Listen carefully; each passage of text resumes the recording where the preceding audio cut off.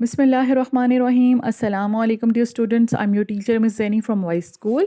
Students, yesterday we have read present indefinite tense. Once again I will give you the quick recap of this tense कि क्या पहचान है इस tense की उर्दू में इसकी पहचान है कि इसके लास्ट में जो वर्ड्स आते हैं वो है ता है, ती है, ते हैं. ठीक है, वो सब सेंटेंसेस जो इन वर्ड्स पे एंड होते हैं वो प्रेजेंट इंडेफिनिट टेंस कहलाए जाते हैं. ओके अब हम इसके स्ट्रक्चर की तरफ मूव ऑन करेंगे कि हम लोग इसके स्ट्रक्चर में क्या क्या 3 चीज़ें हैं जो कंपलसरी हैं. सबसे पहले इसमें सब्जेक्ट होना चाहिए. ओके सब्जेक्ट काम करने वाला विच performs action that is called subject like he, she, they, Ali, Amna. So these all are subjects. Then what is verb? हम लोग इसमें verb की first form of verb use करते हैं. You have read about three form of verbs. तो इसमें first form of verb use की जाती है. And with some subjects we add s or es with the verb. Okay, with the first form of verb, and in the last comes object. Object receives action which comes in the last. Here are some examples. मैं मेहनत करता हूँ, हम आम खाते हैं, वो school जाते हैं. You see these sentences are ending with these words. ता हूँ, ते हैं, ते हैं. सो आप कौन से काम डेली बेसिस पे करते हैं? Just think about those actions, those works. आप क्या काम करते हैं? आप सुबह जल्दी उठते हैं, आप ब्रश करते हैं. So these actions are ending in ता हूँ, ते हैं. तो जो डेली बेसिस पे हम परफॉर्म एक्शन करते हैं, these actions are included in present indefinite tense. You brush your teeth, you go to school, you wake up early in the morning. So these all are examples of present indefinite tense from your daily life. Okay, think some more examples of present indefinite tense and do tell me about that. And then I work hard, we eat mangoes, they go to school. इसमें देखें, just have a look at these sentences कि कहाँ से start हो रहे हैं. I, we, they. So starting words are called subject as well. जो main action perform करता है, काम करता है, सेंटेंस का बेसिक मेन एक्शन परफॉर्म करता है, वो सब्जेक्ट होता है. And then comes verb. What is verb here? जो फॉर्म ऑफ वर्ब में फर्स्ट फॉर्म ऑफ वर्ब है वो वर्क है, ईट है एंड गो है. These are first form of verbs.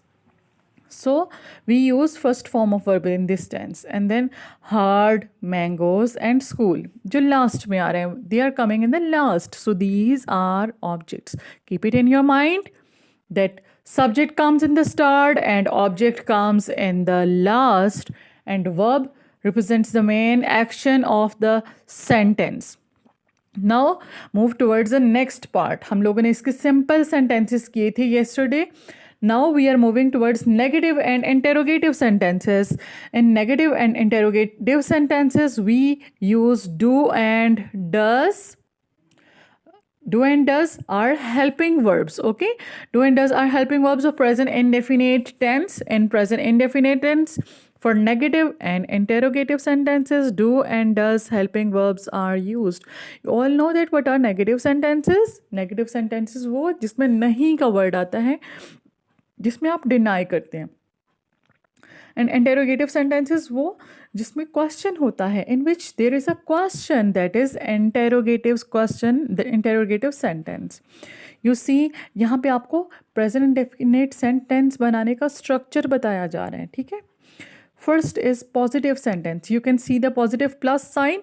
Ji, subject आता है सबसे फर्स्ट में, उसके बाद फर्स्ट फॉर्म ऑफ वर्ब लगती है and then comes object. Okay, and then negative sentence कौन सा होता है? जिसमें हम लोग do not, does not add करते हैं, नहीं वाले जुमले. ओके, सिंपल में पॉजिटिव सेंटेंस में कोई हेल्पिंग वर्ब नहीं होता. There is no helping verb used in simple sentences.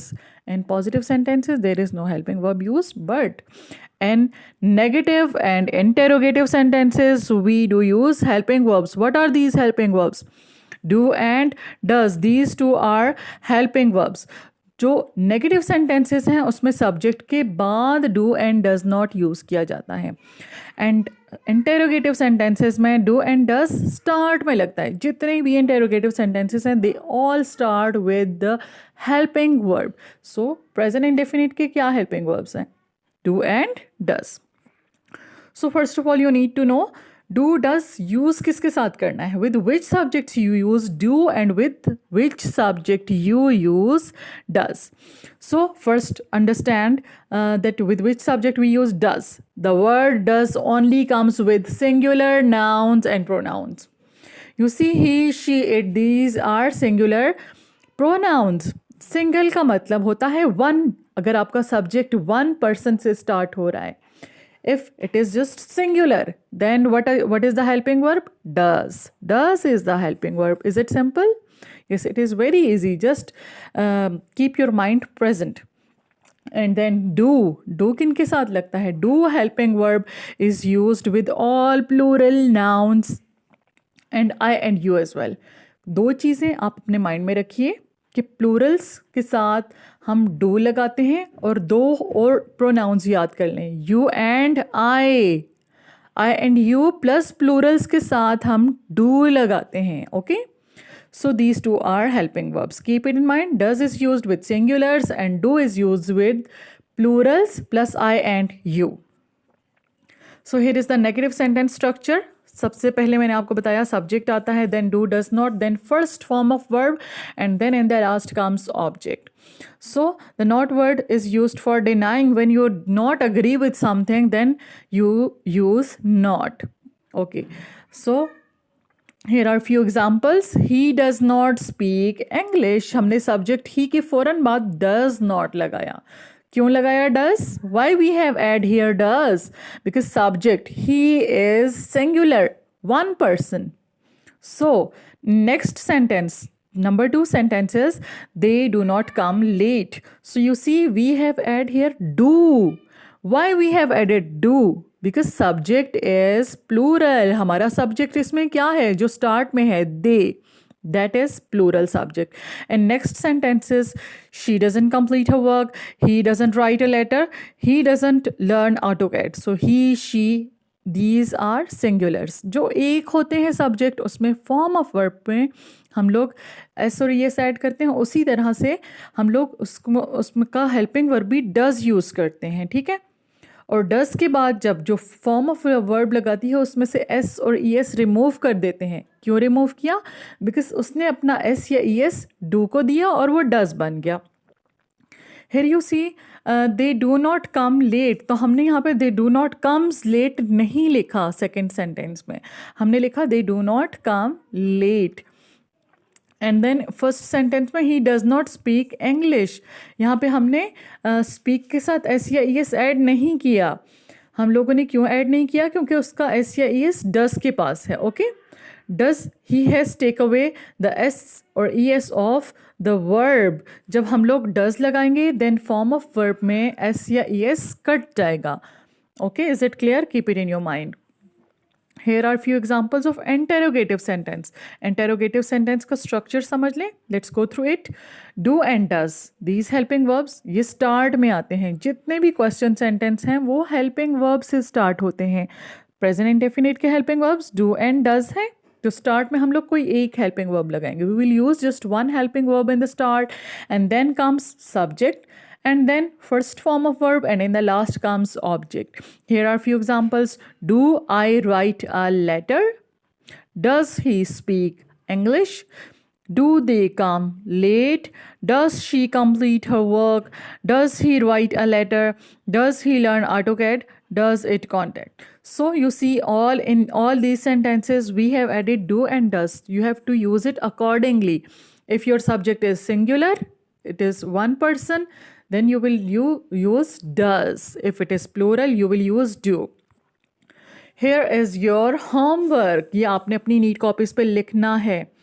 वो अच्छी किताबें पढ़ता है. He reads good books. अगर नेगेटिव होगा तो हम लिखेंगे he does not read good books. An interrogative sentence does comes in the start. Does he read good books? Ali हमेशा सच बोलता है. Ali always speaks the truth. अब नेक्स्ट सेंटेंस में देखिए. Just have a look at the next sentence. Negative sentence. Ali does not speak the truth. First sentence में we have added s with the form of verb speaks, okay? But in the second sentence, Ali does not speak, we have not add s with the form of verb, क्योंकि उसका S does ने ले लिया. Does जब लगाया तो S या E S नहीं ऐड होगा. Okay, Ali does not speak the truth. And question sentence, interrogative sentence, does Ali speak the truth. In this last of interrogative sentences we add question mark.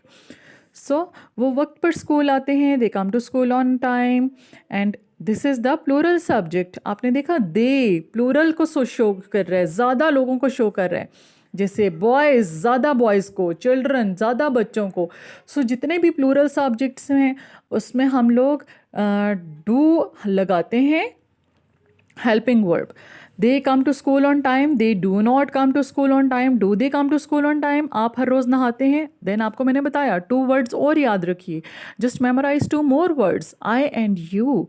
तो यहाँ पे यू है, ठीक है. You take bath daily, you do not take bath daily. You के साथ आपने do लगाना है, आई के साथ भी डू लगेगा और सब प्लूरल्स के साथ डू लगेगा.